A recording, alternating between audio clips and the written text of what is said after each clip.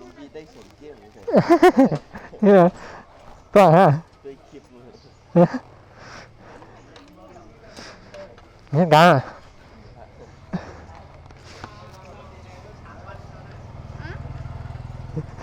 หาเมื่อหลายวันอ่ะ นี่นะเกม เรียนเขา บ่ไกลลงวิดีโอมันเรียกขั้นตัดต่อ เขาว่าทีมใกล้โลกอะไร ใน YouTube ก็มีหยังถ้าปุ๋งก็ลงขั้นลงอย่างมั่ว เขาได้ตัวนี้อยู่ทุกนี้มองว่าหันได้เซ็ตตัวของ มื้อไหนก็ดูว่าเดี๋ยวเมฆคอมเฮก็นั่นก่อนปิดคลิปก่อน